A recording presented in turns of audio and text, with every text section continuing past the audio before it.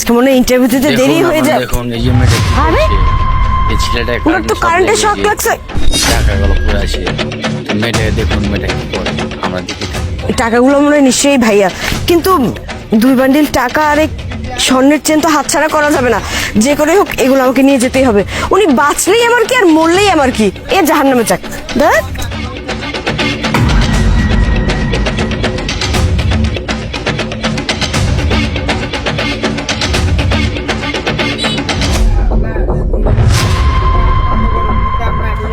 অনেক দেরি হয়ে গেল, ইন্টারভিউ তো শুরু হয়ে যাবে, তাড়াতাড়ি যেতে হবে। আরে ওনার আবার কি হলো? আরে এতগুলো টাকা স্বর্ণের চেন, কিন্তু ওনাকে তো দেখে মনে হচ্ছে উনি ইলেকট্রনিক শক খেয়েছে। তাতে আমার কি, আমি এগুলো নিয়ে এখান থেকে ভাগি।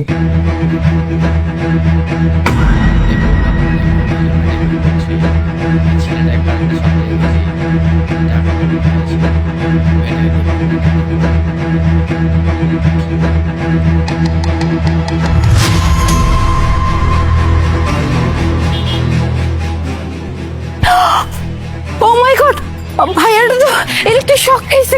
এখন এখন আমি কি করি? আমি তো হাত দিয়ে ধরতে পারবো না।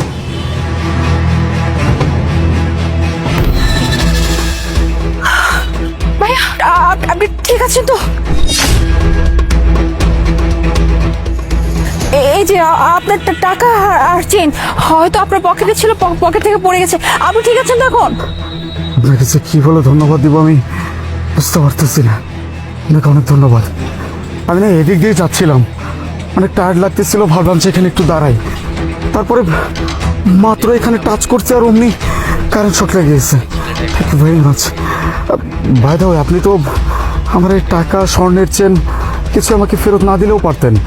আপনি তো নিয়ে যেতে পারতেন, আমি তো কিছু করতে পারতাম না, কোনো প্রোটেকশনও করতে পারতাম না। মানে গড যে আপনি সেভ আছেন, কিন্তু আপনি একটা কথা ঠিকই বলছেন যে আমি চাইলেই হচ্ছে এই টাকাটা নিয়ে চলে যেতে পারতাম।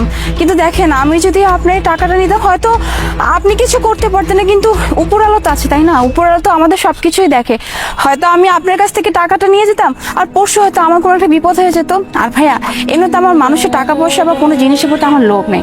আমার শুধু জীবনে একটাই চিন্তা, নিজে পরিশ্রম করব, কষ্ট করে টাকা উপার্জন করব। আর তার থেকে বড় কথা হচ্ছে এসবের থেকে আপনার জীবনটা আগে। বাহ, আপনার চিন্তা ভাবনা তো অনেক উন্নত। আপনার বাড়ির লোকজন যেমন লাকি, ঠিক তেমনি আপনি যেখানে কাজকর্ম করেন, মানে যেখানেই জব করেন না কেন, তারাও অনেক লাকি। আপনার মতো ভালো একজন এমপ্লয়ি পেয়েছে। আর ভাইয়া, কাজ আর কোথায় করলাম বলেন? এই কাজের জন্য তো এই ইন্টারভিউ দিতে দিতে এই অবধি আসছি। এই যে আজকেও যাচ্ছে একটা ইন্টারভিউ দিতে, জানি না চাকরিটা হয় কি না হয়, তবুও চেষ্টা চালিয়ে যাচ্ছি। তাইলে তো মনে হয় আমি আপনার লেট করে ফেলছি, আপনি যান। আর না না না না, দেরি কেন হবে? আর একটু দেরি হচ্ছে ওটা ব্যাপার না, ম্যানেজ করে নেবে। কিন্তু সময় থেকে না একটা মানুষের জীবন অনেক ইম্পর্টেন্ট। আমার 10 মিনিট দেরি হলে আমি ওখানে ম্যানেজ করে নিব, কিন্তু আপনার জীবনটা যদি চলে যেত তাহলে সারা জীবনে হয়তো আমি আমাকে নিজেকে ক্ষমা করতে পারতাম না। আপনাকে আবার অনেক ধন্যবাদ। তারপরেও আপনি তো আপনার নিজের কাজে যাচ্ছিলেন, তাড়াতাড়ি যান, নয়তো আপনার লেট হয়ে যাবে। আচ্ছা, সাবধানে বাসা যাবেন। এই দাঁড়ান দাঁড়ান দাঁড়ান, কই যাচ্ছেন? কোথায় যাচ্ছি মানে, আজকে তো ইন্টারভিউ ডেট, আমরা এখানে ইন্টারভিউ দিতে আসছি। ও ইন্টারভিউ? হ্যাঁ ইন্টারভিউ হবে, স্যার আসুক, একটু ওয়েট করেন বাইরে। ঠিক আছে। মেয়েটা কি বলছে, এই ছেলেটা কারেন্টে শর্ট লেগেছে, এই দাঁড়াও, টাকাগুলো কোথায় যাচ্ছিস? আজকে তো এখানে ইন্টারভিউ হচ্ছে না। আচ্ছা আপু, আমি কি ইন্টারভিউতে অলরেডি লেট করে ফেলছি নাকি? না, লেট হয়নি, ইন্টারভিউ এখনো শুরু হয়নি। কিন্তু তুই ইন্টারভিউ দিতে আসছিস মানে? আর ইন্টারভিউ দিতে আসলে কি কেউ 3 পিস পরে আসে? ওয়েস্টার্ন ড্রেস পরে স্মার্ট হয়ে আসতে হয়, এতটুকু জানিস না? আরে দেখিস, ওর জব হবে না, জব আমাদেরই হবে। আর তাছাড়া কোনো ম্যানার জানে না। আপনারা আমার সাথে এরকম কেন কথা বলতেছেন বলেন তো? আমি কি আপনাদের সাথে এখানে কোনো তর্ক করতে আসছি? তর্ক করতে তো আসি না, তাহলে এইভাবে কেন কথা বলছেন আপনারা? আমাকে যেতে দিন। বললেই হলো যেতে দিন। আমরা 8 ঘন্টা যাবত এখানে ওয়েট করতেছি, আমরা ভিতরে যেতে পারলাম না, আর উনি এসে অমনি ঢুকে যাবে ইন্টারভিউ দিতে। এত সহজে ইন্টারভিউ বোর্ডে যাওয়া? দেখি তোর ফাইলটা। দেখো না, এই রেজাল্ট নিয়ে আসছে ইন্টারভিউ দিতে। আরে তোর থেকে তো আমাদের কোয়ালিফিকেশন অনেক ভালো। ধর, শুধু শুধু আসছে ইন্টারভিউ দিতে। যা যা বাসায় যা। আর শোন, এই ইন্টারভিউটা না আমরাই দিব, তুই না। আপনাদের ইন্টারভিউ হয়ে গেছে তো? আর সেখানে কে সিলেক্ট হয়েছে সেটাও আমি বলে দিচ্ছি। এই তুই এখানে দারোয়ানের ড্রেস পরা, তুই না এখানে কারেন্টে শক খাইছিলি? তোর তাতে হলে মরে যাওয়ার কথা। দারোয়ানের ড্রেস পরে কি এখানে নাটক করতে আসছিস? এই তুই এখানে কিভাবে আসলি? আর তাছাড়া তুই একটা দারোয়ান হয়ে তুই এভাবে কথা কিভাবে বলিস? আমি কোনো নাটক করছি না। ফর ইউর কাইন্ড ইনফরমেশন, আপনারা যাকে দারোয়ান বলছেন সে কিন্তু কোনো দারোয়ান না। ইভেন আপনারা যে কোম্পানিতে জবের ইন্টারভিউ দিতে আসছেন সেই কোম্পানির সিইও আমি। বুঝতে পারছেন? অবাক লাগতেছে? অবাক আপনারা কি হবেন, আপনাদের থেকে বেশি অবাক আমি হয়েছি। এই যে আপনারা একটু আগে যে কাজটা করে আসছেন সেটা দেখে আমি রীতিমতো অবাক। একটা মানুষ কারেন্ট শক খাইছে, সেই মানুষটা ওখানে বিপদে পড়ে আছে, কোথায় তাকে উদ্ধার করবেন তা না, তার টাকা পয়সা তার স্বর্ণ যা আছে সবকিছু নিয়ে রেখে চলে গেলেন।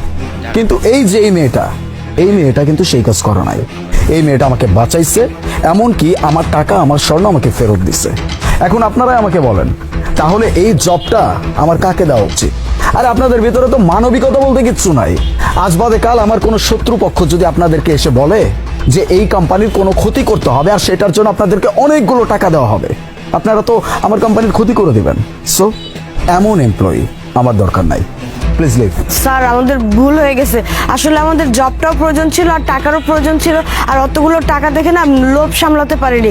এমনি তো স্যার আমরা আর এই ধরনের কাজ কখনো করব না। আর আমাদের সার্টিফিকেটটা অন্তত একবার চেক করে দেখেন, আমাদের রেজাল্ট কত ভালো স্যার।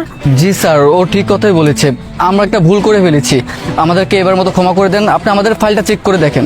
আরে রাখেন আপনাদের ফাইল, এসব ফাইল দিয়ে আমার কিচ্ছু হবে না। হ্যাঁ মানতেছি আপনাদের শিক্ষাগত যোগ্যতা আছে, কিন্তু আপনাদের ভিতরে যেই নৈতিক শিক্ষা থাকার দরকার সেটা নাই। সো প্লিজ আপনাদের সাথে আমি আর কোনো কথা বাড়াইতে চাচ্ছি না। Leave out. Miss Muna, welcome to our company. Thank you sir, thank you very much. আমি অনেকদিন যাবত ধরে একটা জবের জন্য অনেক ট্রাই করছিলাম, কিন্তু কোনোভাবে কোথাও জব পাচ্ছিলাম না। থ্যাংক গড যে আজকে আমার জবটা হয়ে গেছে।